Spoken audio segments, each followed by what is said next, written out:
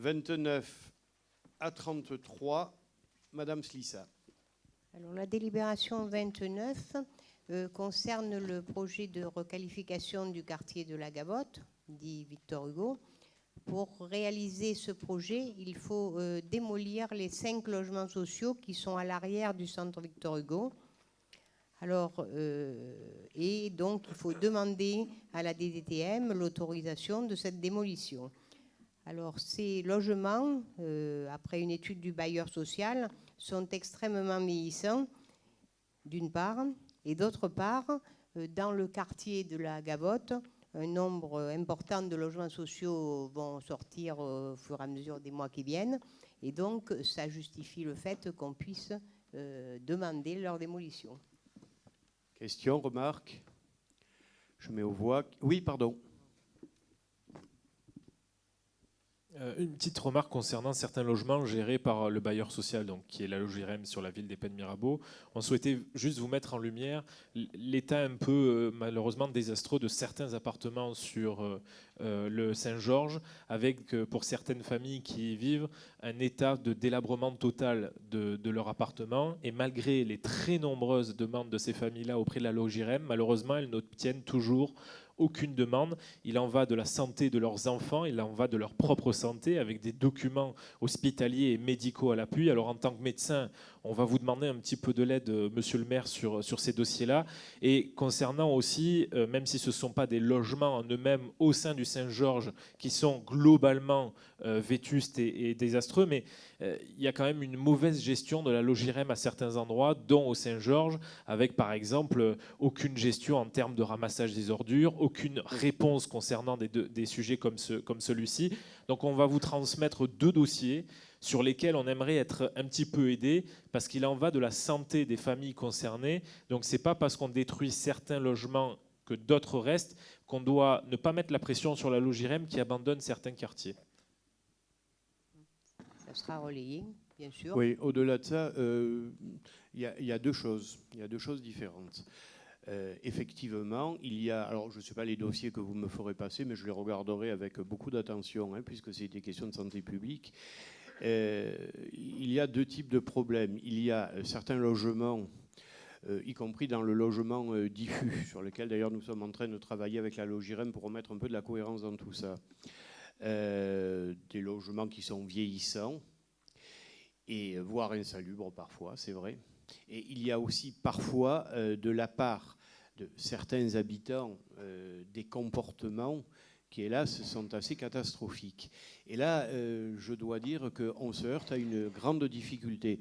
Alors, je ne sais pas si les 2 que vous me ferez passer, il y en a un auquel je pense particulièrement. Bien évidemment, on ne cite pas de nom ce soir, mais il y a un logement au Saint-Georges habité par une personne que par ailleurs je connais, qui est dans un état non pas de délabrement, mais d'abandon sanitaire complet.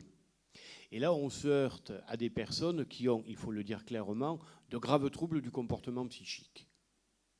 Et là, c'est très compliqué. Très compliqué. Parce que ce sont en général de pauvres gens qui sont complètement largués sur un plan social, parfois sur un plan sanitaire, dont le suivi psychiatrique, parce que c'est bien de ça qu'il s'agit, est extrêmement compliqué à mettre en place, parce qu'on est quand même dans un pays libre et où les gens ne sont pas obligés de se faire suivre médicalement, et où on a toujours essayé, alors les cas auxquels je pense, on verra quand vous m'aurez fait passer vos 2 dossiers, de gérer les choses avec un maximum de délicatesse et de discernement. Mais c'est loin d'être simple. Je pense à un appartement en particulier où on a demandé à la personne de partir, et puis on a parce qu'il y avait des cafarins, pour être extrêmement clair, et où on a fait traiter l'appartement et pour le même coup l'ensemble du bloc. Bon, malheureusement, quelques mois plus tard, on se retrouve face à la même situation. C'est difficile. C'est pas forcément. Enfin, je veux dire par là, je suis pas en train de prendre la défense, ou pas la défense de la Logirem, mais ça ne relève malheureusement pas que de l'efficacité de la Logirem. Sur cette délib, je mets aux voix qui est pour, qui est contre, qui s'abstient, 3 abstentions. La 30. La 30 concerne une parcelle située au Cadeneau le long de l'avenue François Mitterrand. En fait, il y a un morceau qui appartient à la commune, mais il y a un peu des débordements du voisin. Donc, il faut procéder pour reconstituer la parcelle en continu à un échange de terrain. Et puis, donc, l'idée est donc de céder ce terrain pour qu'il puisse être... Non, je me suis trompée de... Excusez-moi. Non, c'est bon. Excusez-moi, parce que comme les deux SCI ont des noms qui se ressemblent, j'ai cru que je m'étais trompée. Non, pour donner donc ce terrain, pour céder ce terrain, au prix donc estimé par les domaines, donc il y a déjà quelques mois, donc 220 000 €, et donc le céder à un aménageur en lui donnant un cahier des charges qui est joint à la délibération, sur lequel il pourra créer 2 lots à bâtir, étant bien précisé que par lot, on ne fait qu'un logement et que ce logement, une fois qu'il sera fait, s'il est revendu ou autre, ça devra être précisé dans l'acte notarié qu'un second logement, s'il est resté de la place, ne peut pas être construit. Ça doit se propager dans le temps. Bref, un lot, un logement. Voilà. C'est ça ? Voilà. C'est le plus important. Voilà. Des questions, des remarques ? Oui.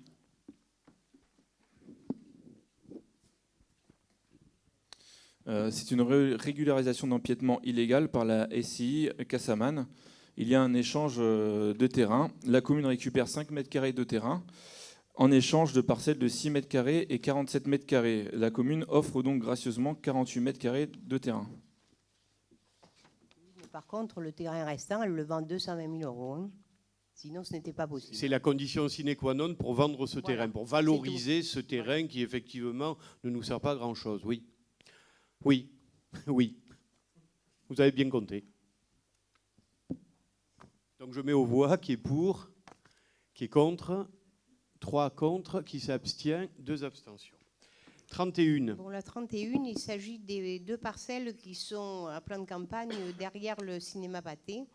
Le cinéma Pathé donc, et sa direction sont venus demander à acquérir ce terrain qui, pour ceux qui le connaissent, est un petit peu compliqué du point de vue de sa disposition et de ses hauteurs. Eh bien, la société Pathé souhaite faire des évolutions de sa prestation donc à côté du cinéma, et il souhaite acquérir donc ce terrain pour en faire un parking. Donc pour 585 000 €. Donc nous aurons un parking de plus, mais à un endroit où on peut guère faire autre chose. Hein. Dire skier. Oui. C'est un terrain dont j'avais fait l'acquisition, c'était en 2001 ou 2002, pour faire justement un peu de réserve foncière en disant qu'à un moment donné, on pourrait le valoriser. En juin 2002. Ben voilà. C'est dans la délibération. Ça m'avait échappé. Et que nous valorisons. Donc je mets aux voix qui est pour, qui est contre, qui s'abstient, adopté. Alors, en bas de la rue François Mitterrand, il y a en fait un bien bâti, un bien immobilier bâti, qui en fait, on ne peut pas en faire grand-chose, si on peut dire aussi, puisqu'il est vétuste, abandonné, mais il appartient à la mairie. Et la société, c'est là que je me suis confondu les SCI, la SCI Cassandra nous a proposé de l'acquérir au-dessus du prix des domaines. Donc, s'ils peuvent en faire quelque chose, ça sera toujours mieux que ce que c'est maintenant. Hein. C'est un endroit que j'étais allé visiter parce qu'il était occupé il y a quelques années dans des conditions absolument, justement, ce que vous disiez tout à l'heure, de grande précarité, d'insalubrité. Bien évidemment, ça n'intéresse plus personne. Seul un privé peut éventuellement valoriser ce genre de choses. Faire des travaux, voilà. Je mets aux voix qui est pour, qui est... Oui. Oui, en fait, nous, on ne participera pas au vote parce que la modification, on l'a eue en arrivant au Conseil. Alors, voilà. C'est une coquille. La modification, c'est une coquille, c'est qu'en fait, c'est marqué bien non bâti. Et de toute façon, quand on est devant, on ne peut pas dire qu'il est pas bâti. Hein, et donc, c'est vrai, en fait, le souci, c'est que comme c'était non bâti, on trouvait j'allais dire quelque chose, parce qu'on trouvait le prix vraiment très élevé. Ah oui, effectivement. Voilà, oui. donc du coup... non, mais ça va, il n'y a pas de souci. Donc, vous participez... Alors, 2 non-participations au vote. 3, excusez-moi. Tout le monde est pour, sinon ? OK. La 33. Alors, la 33, c'est comme chaque année en cette saison, là, avant le compte administratif dont nous parlerons tout à l'heure, c'est le bilan annuel des acquisitions et cessions immobilières sur la commune des Pennes-Mirabeau, mais pour l'année 2016. Bien sûr, c'est puisque le compte administratif est relatif à l'année 2016. C'est répertorié tout ce dont nous avons parlé, délibéré tout au long de l'année 2016. Y compris ceux qui transitent par la SPLA, ouais, et je oui. pense en particulier au Civil, civil, et l'EPF pour Palière. Palière. Je mets aux voix qui est... Oui. En matière de cession de parcelles comme celle-ci, vous faites un bilan annuel des acquisitions et des cessions C'est immobilières. obligatoire de le faire. Hein. Juste si je peux terminer. Ouais. Donc vous allez répondre à ma question sans que j'ai posé la question, c'est ça? Bon, merci. Concernant ce dossier-là, et ça tombe bien parce que c'est vous, Madame Cécia, qui êtes directement impactée, ces dernières semaines, on enchaîne les réunions publiques qui annoncent au dernier moment de nombreux projets immobiliers qui sortent de terre. Malheureusement, au dernier moment, on a eu les amandiers il y a quelques mois. On a ce mois-ci le quartier de la Voilerie, puisque vous avez fait une réunion publique que vous avez formidablement organisée la semaine dernière ou il y a 15 jours de mémoire. Et va se tenir demain soir une réunion identique pour le quartier du Repos. Deux projets immobiliers qui sortent de terre sur des infrastructures utilisées ou pas depuis quelques années par les Pénois. Alors, vous évoquez à chaque fois dans ces réunions publiques le fait que vous devancez la métropole qui pourrait un jour ou l'autre venir combler un petit peu les trous un petit peu partout. Sauf que le problème, il est ailleurs. Et vous avez évoqué la vraie raison du fait de pourquoi vous vendez tous ces terrains. Vous l'avez noté à la délibération numéro 31. La commune est soucieuse de dégager des fonds pour mettre en œuvre les projets communaux en cédant certains biens immobiliers. Mais vous vous retrouvez face à une gestion, aujourd'hui face à une problématique que vous avez vous-même créée. Pendant 20 ans, nous avons été sous la piqûre du conseil départemental qui a financé quasiment l'intégralité des gros investissements de la commune des Pennes-Mirabeau et des grosses structures. Pendant 20 ans, sur le même temps, pendant que le département investissait massivement sur la commune des Pennes-Mirabeau, vous avez englouti plus de 70% du budget de la commune des Pennes-Mirabeau, qui est évalué à 30 millions par an. Vous avez englouti sur le même temps plus de 70% dans le budget de fonctionnement.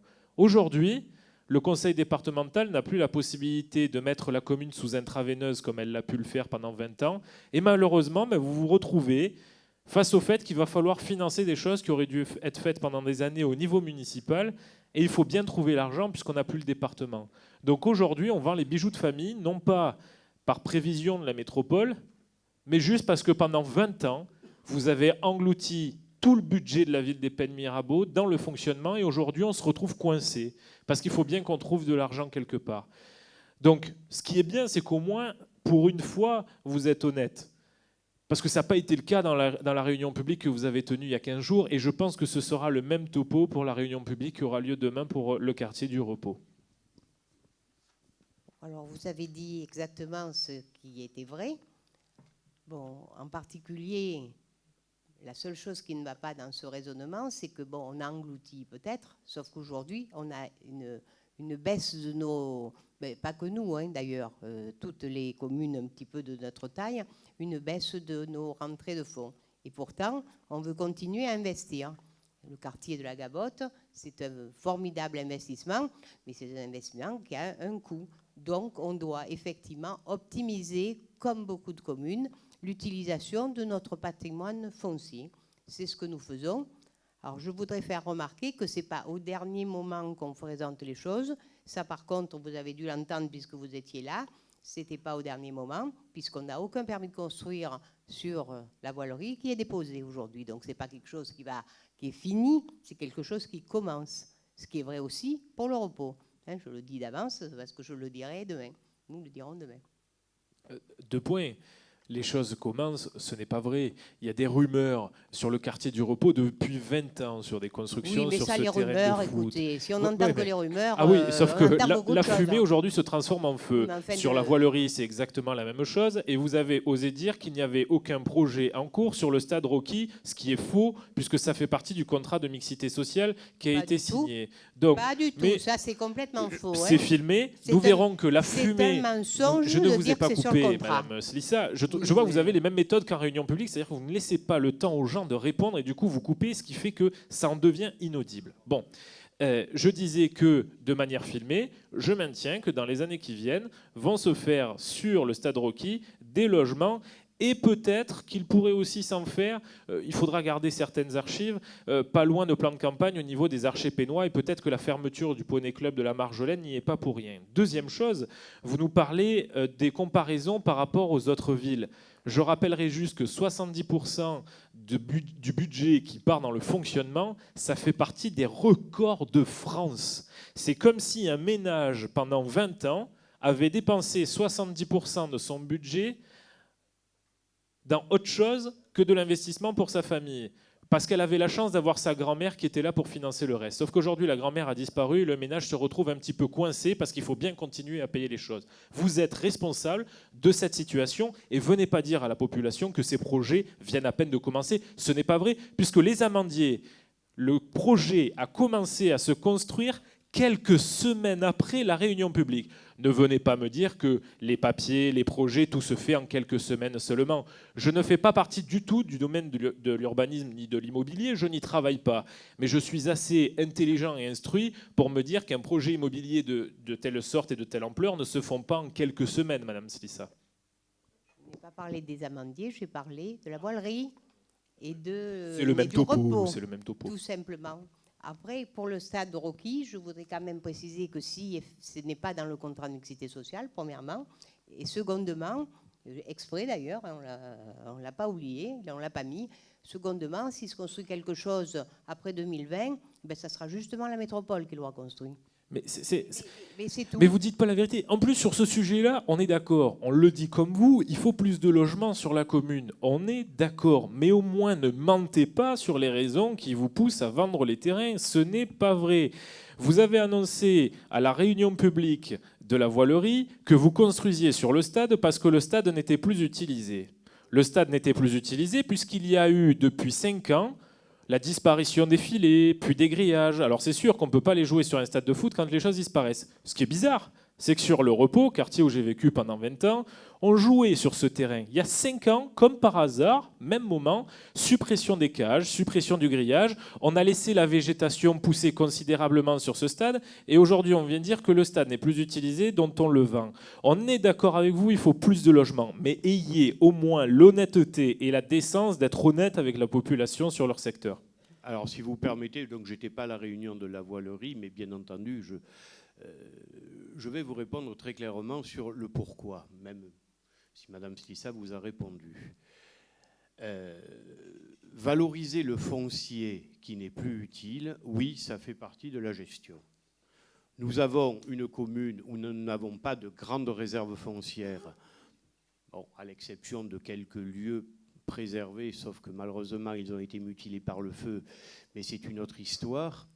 Et nous avons sur une commune de 20 000 habitants un certain nombre de stades dont certains effectivement ne sont plus utilisés.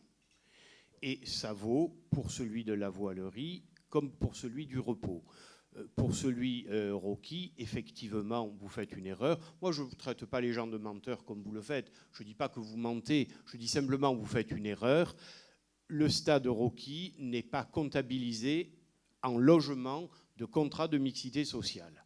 Et je vous invite à regarder le contrat de mixité sociale, qui est un document qui est facilement accessible. Donc, je rectifie une erreur, ce n'est pas bien grave. Pour ce qui est de la vente de ces stades, aujourd'hui, on a mis le paquet, si je peux dire, sur un certain nombre de stades, que ce soit le football, Basile Boli, ainsi que celui de Giono, et nous allons continuer, celui de rugby avec le stade Emmanuel Vitria, et des stades qui ne sont plus utilisés, effectivement, nous les utilisons pour valoriser le foncier, pour faire rentrer de l'argent. Je le dis très clairement, c'est vrai. C'est une des raisons. La deuxième raison, peut-être que Monique ne l'a pas dit de façon assez ferme, moi je le dis assez ferme, valoriser du foncier, ça fait partie de la gestion. Ce n'est pas de la spéculation, ce sont des petits lots de terrain, j'ai presque envie de dire hélas, s'ils étaient beaucoup plus grands, ça rapporterait plus d'argent. Ce n'est pas le cas. Deuxième point, la question qu'évoque Mme Slissa concernant la métropole. Alors effectivement, parce que j'ai lu attentivement le tract que vous avez diffusé tous les deux là, au lendemain des élections, alors effectivement, c'est pas qu'on met à tout vent en avant la métropole, mais c'est vrai que dans un avenir proche, le foncier ne nous appartiendra plus. Alors, que vous l'utilisiez comme un argument électoral, bon, M. Amaro, ce n'est pas un défaut, vous êtes ambitieux, vous montez en puissance, vous pensez aux élections de 2020, et pour penser aux élections de 2020, pour être élu maire, vous pensez bien évidemment qu'il faut casser ce qui a été fait par les autres. C'est une méthode, je ne la partage pas, mais c'est une méthode. Donc effectivement, que les choses soient bien claires dans l'esprit de tous les élus, et y compris du public, peu nombreux, mais enfin, le foncier, à terme, n'appartiendra plus aux communes. Ça veut dire deux choses. Première chose, que la vente de ce foncier sera intégralement versée dans les caisses de la métropole. Et la deuxième chose, c'est que l'usage de la vente sera dirigé par la métropole. Alors, on va reprendre les deux cas que vous prenez, parce qu'il n'y en a pas d'autres. Le terrain Gilbert Rocky, c'est pas d'actualité. C'est pas d'actualité. Mais les deux terrains de la Voilerie et du Repos. Le Repos, vous y avez peut-être vécu, moi c'est quand même un quartier que je connais bien. Les gens se plaignaient de ce stade parce qu'il y avait des incursions diverses et variées de jeunes qui venaient en particulier des quartiers limitrophes de Vitrolles. Et ça a été, bien sûr, ça a été largement critiqué. Le réhabiliter à un stade complet, c'était de la mauvaise gestion, ça aurait coûté beaucoup d'argent et ça aurait été peu utile. Donc effectivement, il y a une réunion publique demain soir, je ne sais pas si j'y suis ou pas, peu importe, mais effectivement, on a fait en sorte de faire des projets qui restent dans l'esprit du quartier, que ce soit à la Voilerie comme au Repos, et faire rentrer de l'argent. Donc voilà, ce sont les deux causes. Et quand vous dites ayez l'honnêteté, mais moi je l'ai cette honnêteté. On fait rentrer de l'argent, on fait un projet immobilier qui est fait par nous et qui n'est pas fait par la métropole. C'est la stricte vérité. Vous êtes allé un petit peu plus loin, vous avez un peu devancé la question de la gestion en général et de la masse salariale qui effectivement est extrêmement importante. C'est vrai, pour une ville comme les Pennes Mirabeau, ça avait été signalé en son temps par la Chambre régionale des comptes. Aujourd'hui, nous avons une ville de plus de 20 000 habitants qui est complètement éparse, on n'a pas de centre-ville, avec de très nombreux services municipaux dont je suis dans son ensemble satisfait. On peut faire mieux, il y a quelques points un petit peu faibles, mais dans l'ensemble, ils font leur boulot. Et tout à l'heure, j'ai même été surpris lorsque Robert Bastard a rapporté la délibération sur le curage du canal situé au-dessus de la Cité Haute, que personne n'ait demandé, mais pourquoi ce n'est pas nos services qui le font ? Ce n'est pas nos services qui le font, figurez-vous, parce que depuis quelques années, contrairement à ce que vous imaginez peut-être, on a plus de travail, parce qu'on a récupéré en particulier dans le cadre de la clôture des AC, on a récupéré énormément de mètres carrés supplémentaires, en particulier en matière d'espace vert, donc on a plus de travail et on a moins de personnel. Parce que, excuse-moi Serge, je sais que toi tu es contre cette politique, mais effectivement, non, mais je dis pas, je mets pas je suis factuel, effectivement, nous avons moins de personnel. Pourquoi la masse salariale est aussi importante, je le répète, mais on pourra le redévelopper tout à l'heure, parce que nous avons tous nos services en régie, et puis parce que lorsque, vous savez, c'est des choses qui se passent sur 20 ans.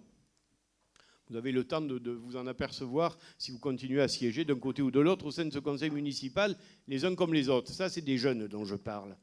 Mais les gens qu'on embauche qui ont 20-25 ans, ben, par définition, 30 ans après, ils sont toujours là. Donc en 2001, lorsque j'ai été élu maire, nous avions une masse salariale déjà très importante, mais faite essentiellement de catégorie C. Bref, du personnel d'exécution, comme on dit dans le jargon des ressources humaines. Et nous n'avions pratiquement pas de cadre sup, ni de cadre intermédiaire. Et je vais vous donner, puisque, bon, on peut prendre un peu de temps et rentrer un peu dans les détails, ce n'est pas inintéressant. À l'époque, par exemple, au service technique, nous avions un directeur des services techniques, point. Aujourd'hui, les choses sont devenues de telle complexité, aussi bien à cause de la technicité pure que de la technicité juridique, qu'on a un directeur des services techniques, un directeur ou un responsable du CTM, du centre technique municipal, un responsable de la voirie, un responsable des réseaux humides, un responsable de l'éclairage public, autant de personnes qui, dans leur qualification, nous n'avions pas et qu'il a fallu mettre en plus du personnel d'exécution qui, lui, est toujours présent. Toujours présent, mais vieillissant, et parfois non remplacé quand certains partent à la retraite. Alors vous allez me dire, il serait facile de faire une opération qui ne serait pas une opération de ressources humaines, mais une opération comptable, c'est de transférer certains services dans le cadre d'une délégation de services publics. Je pense en particulier à la petite enfance. Ben, je vais être honnête avec vous jusqu'au bout, on y a réfléchi. Et on l'a même étudié. On l'a même étudié. Et récemment, dans le cadre d'une visite que l'on faisait à une manifestation petite enfance, j'ai annoncé au personnel que nous renoncions à cette délégation de service public. Pourquoi ? Alors effectivement, ça ferait baisser la masse salariale. C'est-à-dire, si on rentre un peu dans des questions d'ordre comptable, on allégerait le chapitre 12, hein, c'est bien ça, pour le transférer vers d'autres chapitres. La dépense globale serait toujours la même, mais sur un plan gestionnaire pur, nous aurions effectivement moins de masse salariale. Alors, j'y ai renoncé parce que, premièrement, tout compte fait, on ne ferait pas forcément beaucoup d'économies. Mais deuxièmement, et ça, j'ai quelques collègues qui ont pris ou repris une mairie pas très loin d'ici, qui ont fait un transfert dans le cadre d'une DSP de la petite enfance, et ils se retrouvent confrontés à la difficulté suivante, c'est que le personnel qui aujourd'hui est payé dans le cadre d'une régie directe ne veut pas être récupéré par la délégation de service public. Donc il paye deux fois. Il paye la délégation de service public et ce personnel qui ne veut pas être transféré. Alors excusez-moi d'avoir été peut-être un peu professoral ce soir en expliquant ce que c'est une gestion communale, mais bon, après, vous pouvez, avec plus ou moins de bonne foi, continuer à vociférer contre la masse salariale des Pennes Mirabeau. Aujourd'hui, la masse salariale des Pennes Mirabeau, c'est le service public. Je vais te donner la parole. C'est le service public. C'est la qualité de vie. Et puisque vous avez pris la comparaison d'un foyer, ce que je fais toujours, puisque j'ai effectivement la prétention de gérer cette ville en père de famille, comme j'ai essayé de gérer mon propre foyer, mais effectivement, M. Amaro, le gros de nos dépenses, tout ce temps que nous sommes, sauf si on est très riche, je gagne bien ma vie, mais je ne suis pas richissime, hein, ce n'est pas l'investissement, c'est le fonctionnement, c'est l'habillement, c'est l'éducation de nos enfants. L'investissement, c'est quoi pour un foyer ? C'est la maison et la voiture. Tout le monde n'a pas un bateau, tout le monde n'a pas des objets d'investissement de luxe. Dans une mairie, la vie courante, c'est la police, c'est la petite enfance, c'est les cantonniers, c'est les espaces verts. Mais ça, on est tout à fait à votre disposition de rentrer dans le détail du personnel qui travaille pour les Pennes Mirabeau. Les prestations ne sont pas toujours parfaites et dans ces cas-là, la population râle et je peux le comprendre et elle a raison et je l'ai vu récemment dans le cadre des espaces verts où il y avait la montée des herbes et où il a fallu faire appel à une deuxième épareuse. Mais moi, aujourd'hui, je n'ai pas la solution pour faire disparaître des employés municipaux qui, soit dit en passant, font tous leur travail. Je me suis un peu bagarré avec eux à un moment donné. Alors, ça a été critiqué, parce que bien sûr, on peut polémiquer sur tout. Ça a été critiqué lorsque j'ai tapé un peu au porte-monnaie concernant l'absentéisme, mais la masse salariale correspond à une réalité de travail sur le terrain. Voilà, donc j'ai répondu un peu à tout ce que vous avez soulevé. Je ne vais pas vous redonner la parole puisque vous allez la reprendre dans le cadre du compte administratif. Et là, on sera vraiment sur le vif du sujet. Mais le personnel municipal fait son travail et est payé à son juste prix. Quant aux cessions immobilières, je crois y avoir répondu clairement. Alors, il y a Mme Monton-Fabre et M. Fuson qui veulent la parole. On va commencer peut-être par Mme Monton-Fabre, puisqu'elle a demandé juste avant vous, et puis je vous la donne tout de suite. Oui, donc je voudrais juste dire, Romain, tout à l'heure, tu parlais de l'investissement. Je vais rebondir sur ce que disait Michel dernièrement. L'investissement des ménages, le taux d'investissement des ménages, on est bien loin de 30%. Hein. C'est 8% l'investissement des ménages en France. Hein. C'est 14% le taux d'épargne et c'est à peine 8%. Donc, bien évidemment. Tout à l'heure, ça, c'est le prof de Sciences Éco qui parle. C'est ça. Donc, quand tout à l'heure, tu as dit, qu'est-ce qu'on dirait d'un ménage qui, pour 70% de dépenses de fonctionnement et 30% d'investissement, eh ben, je te dirais c'est un ménage extrêmement riche. Et deuxièmement, à propos du tract distribué sur la voilerie, il y a une erreur, pour ne pas dire plus, c'est qu'il n'y a pas seulement les habitants de la rue de l'Ensoleillado qui ont reçu le tract, puisque mes parents habitant rue de l'Escabeau, pour ne pas les citer, ils ont bien eu le tract dans la boîte aux lettres. Donc il n'y a pas que la rue de l'Ensoleillado qui a eu le tract, puisque le second tract... Alors, pour répondre aux deux points, Nathalie, effectivement, concernant le ménage, ce que j'ai expliqué jusqu'au bout, c'est que la ville des Pennes-Mirabeau a été un peu comme un ménage qui avait la chance d'avoir la grand-mère qui finançait quasiment tout. Pour faire le parallèle avec le conseil départemental, si du coup le lien n'était pas assez clair. Concernant le tract, peut-être que le membre de ta famille l'a reçu parce que ce sont les habitants de la rue Ensoleillado qui, sachant que les autres habitants ne l'avaient pas eu, ont fait des photocopies et l'ont mis dans toutes les boîtes aux lettres. Mais il n'y a uniquement que la rue de l'Ensoleillado qui a eu le tract concernant la réunion publique de la voilerie. Je confirme là, vraiment, ça n'est pas une photocopie, c'est bien le tract initial. Et voilà, non, mais bon, ça, à la rigueur, c'est un détail. Pardon, avant de vous donner la parole, M. Fuson, le dernier point qu'évoquait M. Amaro sur le Conseil général, oui, effectivement, grosso modo, nous devions être à hauteur, tout compris, de 40 à 45%, c'est ça, de subventions de nos investissements par le Conseil général. Par rapport à d'autres villes, et pourtant... et vous me l'avez suffisamment reproché d'une façon assez... Bon. Par rapport à d'autres villes, nous avons été moins subventionnés, parce que je considérais qu'à un moment donné, il fallait... Si, c'est vrai. Bien sûr que c'est vrai. Vous ne savez pas de quoi vous parlez, vous n'y étiez pas. Mais nous avons été subventionnés largement, et effectivement, ça nous a permis de faire des investissements conséquents, mais pas plus que ce que vous venez de dire. Ce n'était pas une perfusion. Bon, ça, c'est le premier point. Bon, mais vous pensez ce que vous voulez. Vous êtes en campagne perpétuelle. Après chaque échec d'élection, vous rebondissez. Vous avez le temps. Les élections, monsieur, c'est dans 2 ans et demi. Alors, vous vous êtes déjà un peu échauffé contre Madame Slissa, qui commence à comprendre le métier de maire. Vous avez le temps. Vous avez 2 ans et demi pour faire votre campagne. Moi, je dis simplement des vérités. Nous avons été subventionnés par le Conseil général de l'époque, comme... beaucoup d'autres communes, et parfois moins que certaines. Et pour autant, on en a effectivement largement profité, comme c'était de pratiques courantes.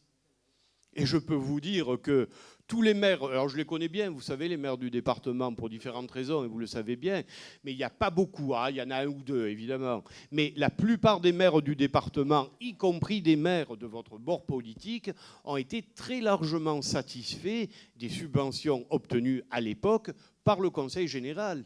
Et je dis bien de votre bord politique. Alors après, à des degrés variables.